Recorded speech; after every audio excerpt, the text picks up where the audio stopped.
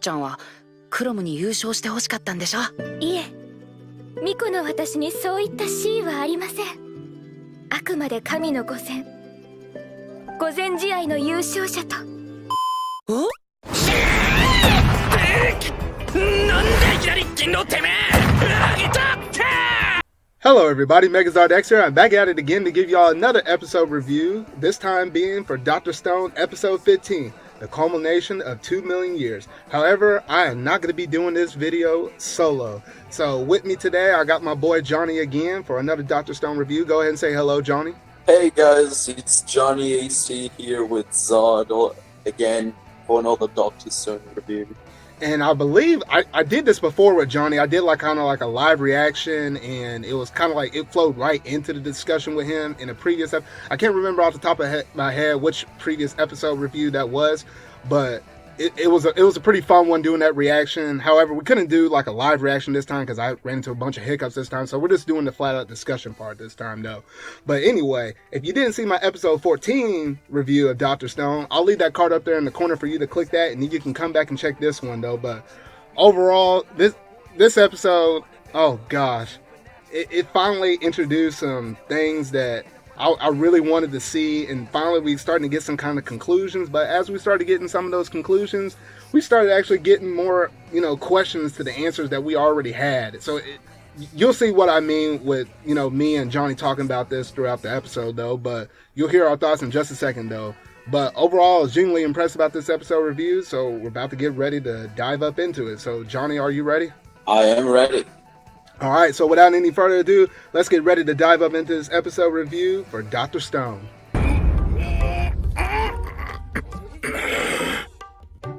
新しい村長、巫女様の夫となる者は御前試合優勝者センク。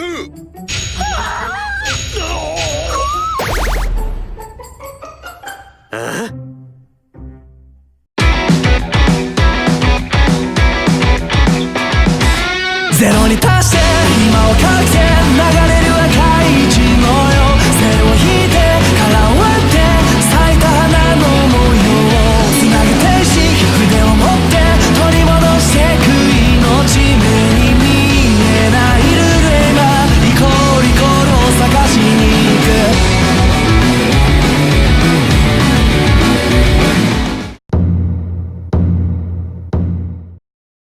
In this episode, we just kind of picked up recently from the previous events from the last episode where Magma and Chrome were facing each other, and as I predicted, Chrome won that match.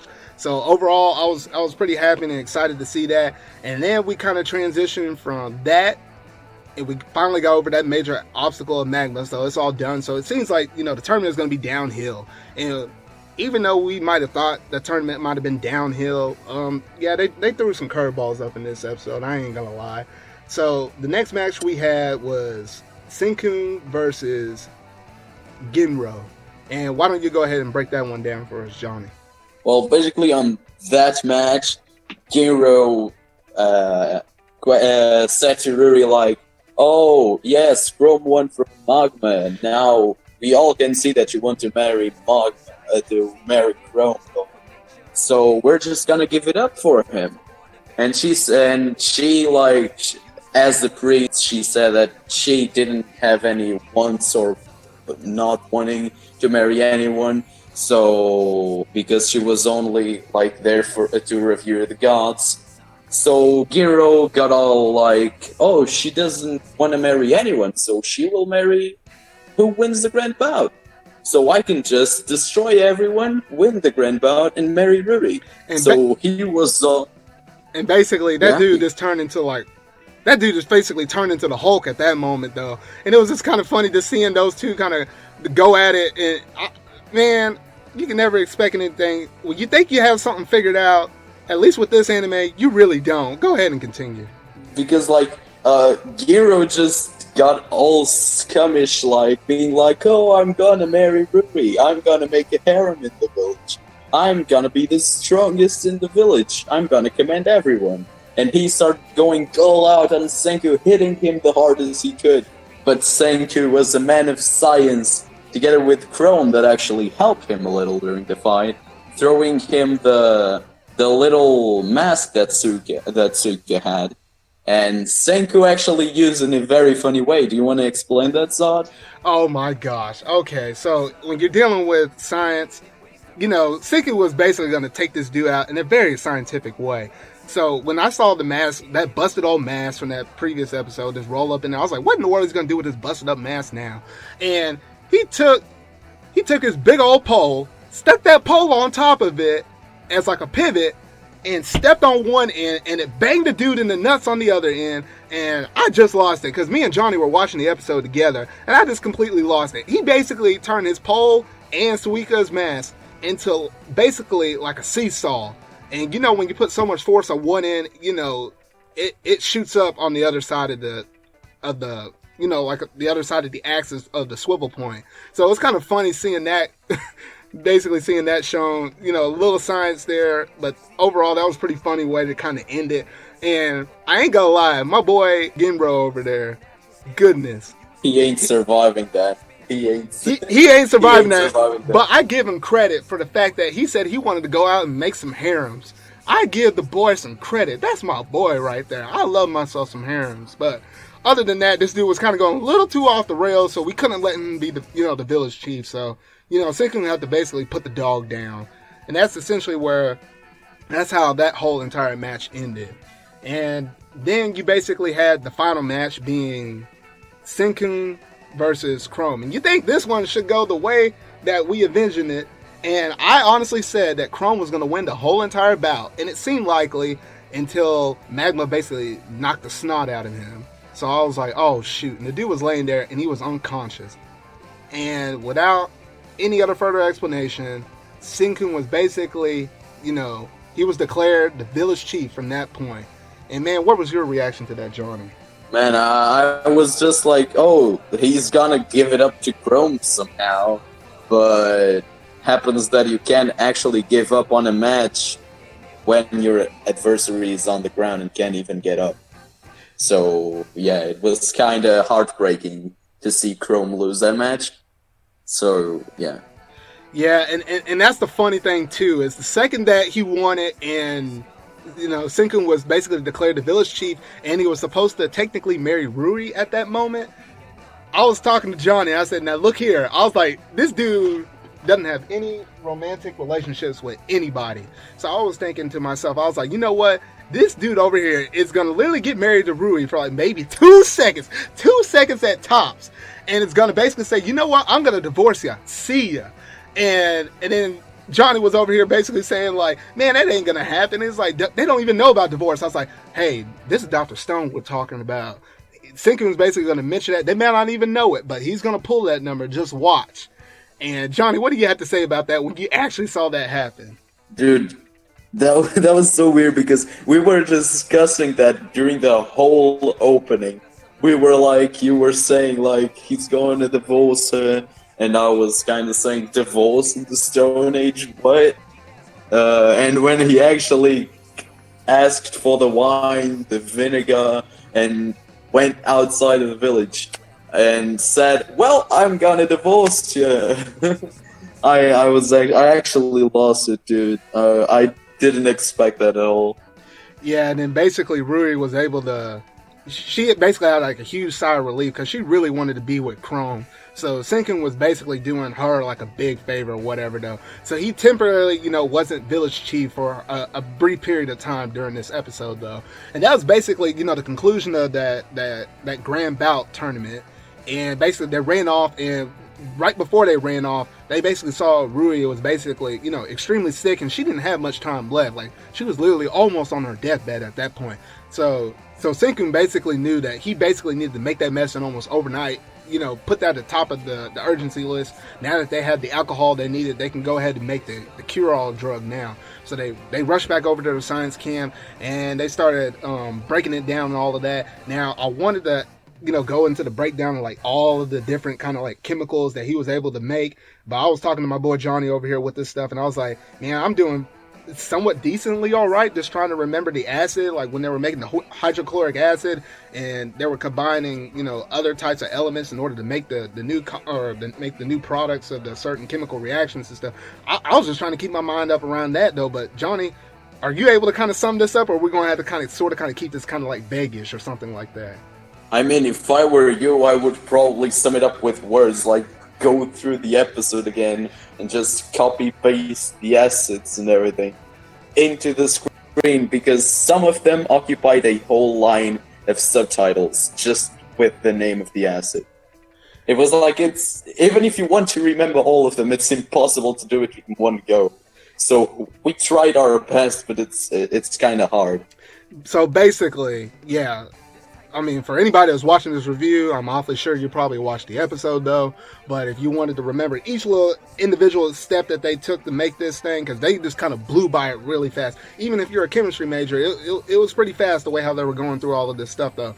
But essentially, they started with the previous elements that they had with it before they had the alcohol. And now that they had the alcohol from winning the grand bout, they were basically able to get to the very end. And I'll basically kind of jump through all of that, all the scientific names and stuff like that. But at the end of the day, they're basically able to create the cure-all drug for the antibiotic. Now, it's not the antibiotic that comes in like our normal pills that we kind of get nowadays, but it's kind of like the actual like powdery stuff like you actually will have within the capsule itself, because I'm pretty sure, Senku and the rest of their group didn't have like that technology to actually put it in the capsule form.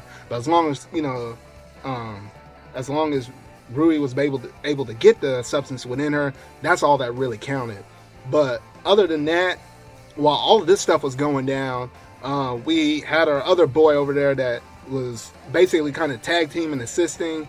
And you want to go ahead and talk about that, Johnny, how he finally got that final substance that he's been begging Senku to make.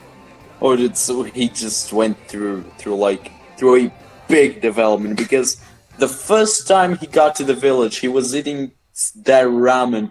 He was like, oh, Senku's alive. Guess I'm gonna get a promotion on Tsukasa's empire. And then he saw Senku working on the cure-all drug, and he was probably like, wow, science really is amazing. And then he turned into the science side, and when he finally got that bottle of cola, it was like, he was happy because he made the right choice. He was like, I can trust in Senku with my life. I can leave the Tsukasa Empire and trust myself within the science empire. And yeah, that's it. Like, I felt really satisfied about that. And it was cool. It was cool. Hey, now Senku is my boy. Because if I was living in the Stone Age and if that dude was able to give me a bottle of cola, shoot. If Senku was working with Tsukasa on the other side and then that dude was able to give me a bottle of cola, that would have been very convincing in my heart to go ahead and get it, because I'm a huge Coca-Cola fan. And man, if I could get myself an ice cold cola in the Stone Age like that, man, I don't care who you are, you're my brother. I'm just keeping it real. So now that they had the cure-all drug in their hands, they were able to actually go back into the village, and they were basically able to give that cure-all drug to Ruri. And basically, it seemed like she was fine for the moment of, but then we kind of saw like some moments later that she was basically coughing up, and it made it seem like it was, worse than what it was, because, her father was basically like, man, if it weren't for you, whenever you gave that substance to her, she'll be doing better than what she was right now, though. But it was due to some, byproducts of some indications of, the antibiotic that they actually give. And basically, Senku was able to basically figure out that this was a pneumococcus bacteria that was affecting her within her lungs, which basically gave her pneumonia, which, is responsible for killing lots of people back in the days whenever they didn't have the antibiotics available in order to combat this serious disease. So overall, it was interesting to kind of see how he was able to pinpoint this out, though. But, with any kind of medical stuff that you're doing in the field, you can't just immediately give somebody an antibiotic because, due to the symptoms that could, it could potentially lead to. And you have to also kind of test and see it doesn't actually work to kill that bacteria, though. So there was one, like, really unique scenario that Senku used to basically test the drug. And you want to go ahead and break that down for us, Johnny? So basically, he found like a rat lying in the ground, a dead rat, and he brought it back to the laboratory, and he kind of did a little surgery on him. Like he cut open the Like the downside of the rat. Yeah, like he and saw basically his like slid lungs. him down, like straight down the middle to kind of get the stuff out of him, though. But yeah, go on. Now that I rewatched the episode, I didn't think he tested the drug before, because he brought the rat after giving the drug to Rui. Oh, okay. So yeah, that is a little bit of something. Because it wasn't a testing. He brought the rat in, he cut him open, saw his lungs were infected as well, and yeah, I think that was it. So I think it was kind of like a reconfirmation of basically, after he gave the substance to Rui, he was basically confirming it with the rat to sort of kind of see if there's like similar symptoms between, what can be done between the, with Rui herself and the rat. And I think that's basically kind of what they were doing with it, because it kind of was like a big callback to, how people be making medicines nowadays where they have to kind of test it on rats, or they'll test it on like on some other kind of animals for the diseases or though. So I think that's what they were essentially trying to do, was a callback though. But the way how the timing was with the episode, it was kind of like, it was a little bit kind of confusing in order to try to get the, the timing kind of pinned down on it. But yeah, I kind of think it was kind of shown on the aftermath though. But it was just kind of like as a reconfirming thing. Is that what you sort of kind of think? Yeah, because I think Senku was just seeing if it was like a pathogenic bacteria that was like wandering around and infecting people, or if it was only Ruri. Yeah, and that was like that. And that's the critical thing though too, is with bacteria, that's bacteria, so it only supposed to stay within one person, and it's different from like a virus, which is like your common cold, so to say, that can be spread from person to person. So that could be like a double confirmation to make sure that it was a bacteria and we weren't dealing with something else that was kind of weird or funky like though. So I guess that's kind of like your double confirmation that they were trying to do right there though. But other than that, we basically kind of got the conclusion of the episode where basically Rui was basically fully healed, and she was able to be able to step outside the village once again. She was able to take off like a jet plane, which me and Johnny were shocked how fast she was running, but it's kind of like similar with her terms of her speed, kind of similar to Kohaku, with them being sisters and what all though. But it was really nice to see Ruri heal. But then she dropped that big old major bombshell on us. Yeah, it was that whole entire scenario that she basically knew Senku's full name, first name and last name, which if you think about the Stone Age times, they basically only knew about the First Age stuff. They hadn't advanced that far where they thought about giving people last names though. But overall, I was very shocked about this. And then this is where you kind of get into the theories and speculation side. So real quick, I want to know, what are your thoughts about this whole little scenario, Johnny? And what do you think might potentially happen for this? So like what I thought and what I told you, like when we were watching the episode as well, is like that Senku Ishigami was probably a god revered by the village during the first generation of villagers that came in, and then like the priestess started passing down the histories of some Ishigami guy or something. But now that I think more about it, I am not entirely sure, as the priest, Ruri, actually said that she knew Senku for a long time. So anything besides that, I really lost the fundamentation of my theory, so I don't really know what to think about. So I want to hear your thoughts about it.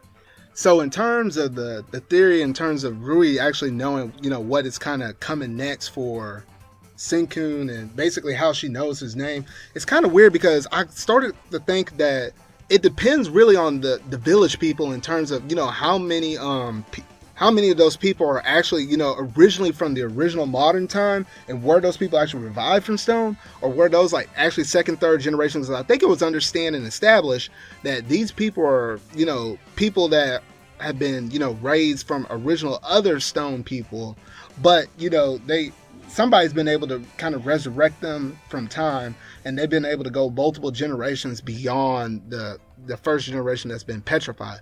That was my original understanding of this. So the fact that she knows his name, but she doesn't know him, so that means somebody else previously, several generations ago, knew him. So that makes me think it must be one of Senku's classmate, somebody that we didn't know, that basically, I guess, was maybe somehow either lucky enough or someone else, if it wasn't that person, was able to revive themselves and revive a whole bunch of other people around that basically knew, hey, Senku was basically a smart scientist back in my class. He possibly could be the one to help solve everything. So maybe they started passing down the information, and that's how it got down to Rui. That's my whole entire theory. I'm not sure how much it will line up with, but I'm pretty sure we'll start to get, some of the background information. Maybe some of these questions that we have will be answered within the next episode. But that's essentially what I kind of thought about the whole entire thing. Wait, so now that you were talking about it, I thought about something like, what if Senku's dad was revived? Did you ever stop to think about it? Because it would make sense why the village is called the Ishigami village. Okay, now that actually does make sense in terms of the last names, because there had to be somebody related with him, and it would be somebody obviously we hadn't seen, because up to the petrification event, we basically just saw Senku at class. We don't know if he had families, we don't know if he had any brothers or sisters or cousins or anybody else that could carry that same last name. So that is an interesting thought of, it could be his father, it could be his brother, for all we know. We don't know. No, because we met his father before on some flashbacks. Remember back when Senku was revived and we saw a bit of his background? Oh yeah, when you're talking about how he was kind of how he was like a scientist, and how he had his own little room. Yeah. And stuff. Okay, I do remember that, and they briefly showed it without necessarily explaining it, so to say. So yeah, I do understand what you're talking about there. So we have seen him, but not in detail, the best of anybody's knowledge though. But I get what you're talking about. That does make sense. I don't know. Because we saw Senku in class on the start of the anime, but we don't even know if those classmates were his friends or if they even respected Senku. We just know that they were there. We don't even know if there is someone that respects Senku that much. And basically, the only people we knew that did respect Senku that much was basically Taiju and Yuzuru, which are right now with the Sakasa Empire being spies right now.